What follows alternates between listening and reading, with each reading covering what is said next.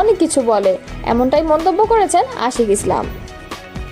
লন্ডনের বৈঠকের বিষয় ও সিদ্ধান্ত স্পষ্ট করুন বলে মন্তব্য করেছে চরমোনাই পীর। ইরানের নতুন ব্যালিস্টিক হামলায় কাঁপছে ইসরায়েল। ইসরায়েলের দিকে 200 ক্ষেপণাস্ত্র ও ড্রোন ছুড়ল ইরান।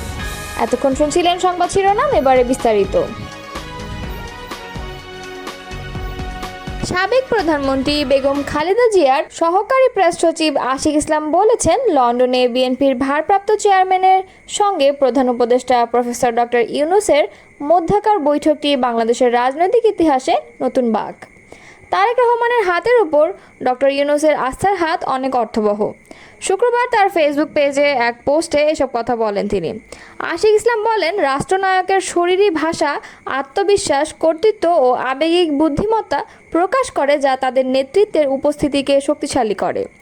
হাই ভোল্টেজ বৈঠকে অসাধারণ রাজনীতিবিদরা যেখানে কৃত্রিম বা অতিরিক্ত প্রস্তুত দেখতে পারেন, সেখানে একজন সত্যিকারের রাষ্ট্রনায়ক অশব্দ সংকেতের মাধ্যমে তার স্বতঃস্ফূর্ততা, মৃদু হাসি, চাহনি, গাম্ভীর্যতা ও বসা ইত্যাদির মাধ্যমে নিজের উপর আস্থা এবং অডিয়েন্সের সঙ্গে বিশ্বাসযোগ্যতার সাথে সংযোগ স্থাপন করেন।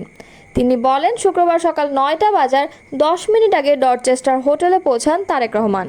টাইবিহীন সাদা শার্টের উপর হালকা নীল রঙের স্যুট পরা তারেক রহমানকে গাড়ি থেকে নামতেই তাকে স্বাগত জানান প্রধান উপদেষ্টার সফরসঙ্গী জাতীয় নিরাপত্তা উপদেষ্টা খলিলুর রহমান, প্রধান উপদেষ্টার প্রেস সচিব শফিকুল আলম সহ অন্যান্য সফরসঙ্গী ও হাই কমিশনের কর্মকর্তারা। সবার সঙ্গে করমর্দন করে হোটেলের সামনে সমবেত নেতাকর্মীদের উদ্দেশ্যে হাসি মুখে হাত নেড়ে শুভেচ্ছা জানান তিনি। এ যেন শুধুমাত্র লন্ডন প্রবাসী নেতাকর্মীর উদ্দেশ্যে নয়, দেশের কোটি কোটি বিএনপি নেতাকর্মীদের উদ্দেশ্যে। এ শুভেচ্ছা যেন দেশের প্রতিটি ইতিবাচক মানুষের উদ্দেশ্যে। আত্মবিশ্বাসী পদক্ষেপে হোটেলে প্রবেশ করেন তারেক রহমান। স্বাভাবিক, সংযত এবং নিয়ন্ত্রিত ঋজু পদক্ষেপে এগিয়ে যান মিটিং রুমের দিকে। আগেই বৈঠক কক্ষে অপেক্ষা করছিলেন প্রধান উপদেষ্টা ডক্টর মোহাম্মদ ইউনূস। তারেক রহমান হোটেলে প্রবেশ করতেই বৈঠক কক্ষের বাইরে এসে তারেক রহমানকে স্বাগত জানিয়ে বৈঠক কক্ষে নিয়ে যান তিনি, যা তারেক রহমানের প্রতি ডক্টর ইউনূসের স্নেহ, ভালোবাসা ও সম্মানের প্রকাশ উল্লেখ করেন। আশিক ইসলাম বলেন, দুই নেতা হাস্যোজ্জ্বল চেহারায় করমর্দন করেন। হ্যান্ডশেক করার সময় তারেক রহমানের হাতের উপর যে অন্য হাত রেখেছেন প্রধান উপদেষ্টা, তা বিশাল অর্থ বহন করে। এভাবে হাত রাখার মানে হচ্ছে শ্রদ্ধা, ভালোবাসা, নির্ভরতা ও আস্থা। বেশ কিছু সময় তারেক রহমানের হাতে মোহাম্মদ ইউনূসের দুই হাত মুষ্টিবদ্ধ ছিল। ভালোমতো লক্ষ্য করলে স্পষ্ট, প্রথম যখন দুই নেতা হ্যান্ডশেক করেন তখন তারেক রহমানের পশ্চাতে ছিল সোজা ও খোলা ভঙ্গিমায় মার্জিত হাসিপূর্ণ। তিনি কাঁধ পেছনে রেখে দাঁড়িয়েছিলেন, যা তাকে আত্মবিশ্বাসী এবং আন্তরিক মনে হয়েছে। যখন ডক্টর ইউনূস দু হাতে তারেক রহমানের হাত ধরেন, তখন তারেক রহমানের কাঁধে হালকা ঝুঁকে ছিল বিনয় ও ভদ্রতায়। তিনি আরও বলেন, কুশল বিনিময়কালে তারেক রহমান বলেন, আম্মা আপনাকে সালাম জানিয়েছেন, যা ধর্মীয় ও সামাজিক রীতির প্রকাশ, যা বাংলাদেশের কোটি কোটি মুসলমানের হৃদয় ছুঁয়েছে। দুই নেতা আসন গ্রহণ করেছেন একই সময়ে, যা দুজনের প্রতি দুজনের সম্মানের বার্তা বহন করে। তারেক রহমানের সঙ্গে প্রধান উপদেষ্টার মোলাকাতের বিষয়টি তুলে ধরে তিনি বলেন, আবহাওয়া নিয়ে দুজনের আলাপচারিতা শুরু হলেও লন্ডনে হাঁটার জায়গার সুব্যবস্থার প্রসঙ্গে বগুড়ার কথা উল্লেখ করেন তারেক রহমান। ধ্যানে জ্ঞানে তারেক রহমানের মনে যে শুধুই বাংলাদেশ এবং বাংলাদেশের মানুষ, তা প্রকাশ পায়। সবার আগে বাংলাদেশ, বাংলাদেশই তারেক রহমানের প্রথম এবং শেষ। বৈঠকে বসা অবস্থায় তারেক রহমানের দু হাত ছিল বিভিন্ন অবস্থায়, এর মধ্যে বেশি ছিল দুই অবস্থায়। কখনো দেখা গেছে তারেক রহমানের খোলা হাতের তালু, যা সততা ও স্বচ্ছতার ইঙ্গিত বহন করে। আবার কখনো দেখা গেছে করবন্ধন উন্মুক্ত তালু, যা সাধারণত সম্মান, সম্মতি, প্রতিশ্রুতি, একাত্মতা ও ঐক্যবদ্ধ হওয়ার প্রতীক হিসেবে ব্যবহৃত হয়। দুজনের মধ্যে সৌহার্দ্যপূর্ণ আলাপচারিতার বিষয়ে আশিক ইসলাম বলেন, কথা বলার সময় তারেক রহমানের মুখের অভিব্যক্তি ছিল শান্ত, সংযত এবং মার্জিত, উষ্ণ, হাসিপূর্ণ, কিন্তু অতিরিক্ত নয়। ডক্টর ইউনূসের কথা শোনার ক্ষেত্রে তারেক রহমানের সক্রিয় শ্রবণের অভিব্যক্তি প্রকাশ পেয়েছে। তারেক রহমানের মাথা হালকাভাবে বামে ছিল, যা ডক্টর ইউনূসের কথা মনোযোগ সহ শোনা ও সম্মানের প্রকাশ। লন্ডনে প্রধান উপদেষ্টা ও বিএনপির ভারপ্রাপ্ত চেয়ারম্যানের মধ্যে অনুষ্ঠিত একান্ত বৈঠকের বিষয় সিদ্ধান্ত পরিষ্কার করার আহ্বান জানিয়েছেন ইসলামী আন্দোলন বাংলাদেশের আমির মুফতি সৈয়দ মোহাম্মদ রেজাউল করিম পীর সাহেব চরমোনাই। রোববার পুরানা পল্টনের দলীয় কার্যালয়ে সিনিয়র দায়িত্বশীলদের সঙ্গে দেশের চলমান পরিস্থিতি নিয়ে আলোচনাকালে এই কথা বলেন তিনি বলেন, প্রধান উপদেষ্টা ও বিএনপির ভারপ্রাপ্ত চেয়ারম্যানের বৈঠক দেশের রাজনীতিতে কিছু সংকট সমাধানে গুরুত্বপূর্ণ ভূমিকা রাখলেও এই বৈঠক রাজনীতিতে এক ধরনের অস্বস্তিও তৈরি করেছে। বিশেষত দুই পক্ষের প্রতিনিধি সহ বৈঠকের পরে দুই নেতার একান্ত বৈঠক রাজনীতিতে কিছু প্রশ্ন তৈরি করেছে। তিনি আরও বলেন, আগামী রাজনীতির স্বাচ্ছন্দ্যের জন্য এবং দলগুলোর অস্বস্তি দূর করতে একান্ত বৈঠকের আলোচনা ও সিদ্ধান্ত জাতির সামনে উপস্থাপন করা উচিত বলে মনে করে ইসলামী আন্দোলন বাংলাদেশ। পীর সাহেব চরমনায় বলেন, বাংলাদেশের রাজনীতি বহুদলীয় রাজনীতি। বিগত ফ্যাসিবাদ বিরোধী লড়াইয়ে দেশের বহু সংখ্যক রাজনৈতিক সংগঠন জীবনের ঝুঁকি নিয়ে অংশ নিয়েছে। আগামীর বাংলাদেশ নির্মাণে সকলকে সমান গুরুত্ব ও মর্যাদা দেওয়া নৈতিক কর্তব্য।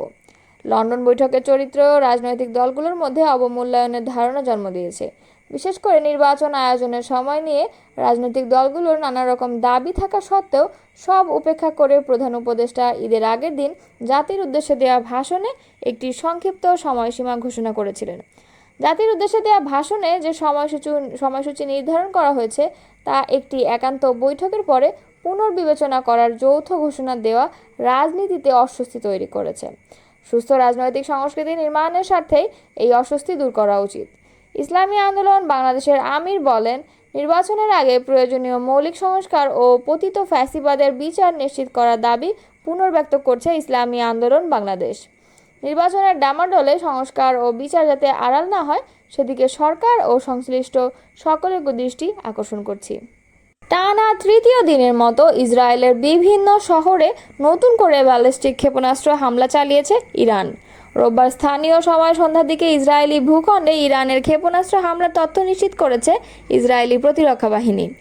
ইরানি হামলার হালনাগাদ তথ্যে ইসরায়েল বলেছে, গত 1 ঘন্টা ইসরায়েল লক্ষ্য করে বেশ কয়েকটি ক্ষেপণাস্ত্র নিক্ষেপ করেছে ইরান।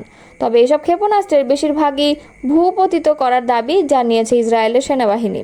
ইসরায়েলি সেনাবাহিনীর বিবৃতিতে বলা হয়েছে, আকাশ প্রতিরক্ষা ব্যবস্থার ব্যবহার করে ইরান থেকে ছোড়া ক্ষেপণাস্ত্রের বেশিরভাগই প্রতিহত করা হয়েছে।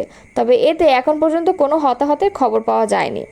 ইসরায়েলি সেনাবাহিনীর বিবৃতিতে জনসাধারণকে হোম ফ্রন্ট কমান্ডের নির্দেশনা অনুসরণের পরামর্শ দেওয়া হয়েছে। গত 3 দিন ধরে ইসরায়েল ও ইরানের মাঝে পাল্টা হামলা চলছে। শুক্রবার ইরানে ইসরায়েলের হামলার মাধ্যমে এই সংঘাত শুরু হয়। ইরানের রাষ্ট্রায়ত্ত টেলিভিশনের খবরে বলা হয়েছে, ইসরায়েলি ভূখণ্ড লক্ষ্য করে পাল্টা প্রতিশোধমূলক নতুন ক্ষেপণাস্ত্র হামলা শুরু করেছে ইরানের সামরিক বাহিনী। পরে ইসরায়েলের প্রতিরক্ষা বাহিনী দেশজুড়ে সাইরেন বাজিয়ে ইরানের ছোড়া ক্ষেপণাস্ত্রের বিষয়ে বাসিন্দাদের সতর্ক করে দেয়। প্রাথমিকভাবে ইসরায়েলের বাসিন্দাদের নিরাপদ আশ্রয়ে যাওয়ার পরামর্শ দেওয়া হয়, তবে কিছুক্ষণ পর ইসরায়েলিরা আশ্রয়স্থল থেকে বেরিয়ে যাওয়ার অনুমতি পান। ইসরায়েল সরকার এক বিবৃতিতে জানিয়েছে, ইরান এখন পর্যন্ত 200 ক্ষেপণাস্ত্র হামলা চালিয়েছে ইসরায়েলে। এসব হামলায় অন্তত 13 জন নিহত এবং 380 জন আহত হয়েছে, খবর CNN-এর। বিবৃতিতে বলা হয়েছে, নিহতদের মধ্যে শিশুরাও রয়েছে। এছাড়া আহতদের মধ্যে 9 জনের অবস্থা আশঙ্কাজনক। বিবৃতিতে আরও বলা হয়েছে, যুদ্ধ শুরু হওয়ার পর থেকে ইসরায়েলের দিকে প্রায় 200টি ক্ষেপণাস্ত্র ও ড্রোন ছোড়া হয়েছে। এর ফলে ইসরায়েলের 22টি এলাকা ক্ষতিগ্রস্ত। ইরান ও ইসরায়েলের মধ্যে চলমান সংঘাত গত 2 দিনে আরও তীব্র আকার ধারণ করেছে। ইরানি গণমাধ্যমের দাবি অনুযায়ী ইসরায়েলের বিমান হামলায় অন্তত 80 জন নিহত হয়েছেন, যাদের মধ্যে 20 জন শিশু রয়েছে। আহতের সংখ্যা 800 ছাড়িয়েছে। এরই প্রেক্ষিতে ইরান পাল্টা হামলা চালায় ইসরায়েলে। এদিকে রোববার বিকেলে ইসরায়েলে নতুন করে ক্ষেপণাস্ত্র হামলা শুরু করেছে ইরান। ইরানের রাষ্ট্রীয় গণমাধ্যম নিশ্চিত করেছে, ইসরায়েলের দিকে নতুন করে 50টি ব্যালিস্টিক ক্ষেপণাস্ত্র নিক্ষেপ করা হয়েছে। এবারই প্রথম দিনের আলোয় হামলা শুরু করেছে ইরান।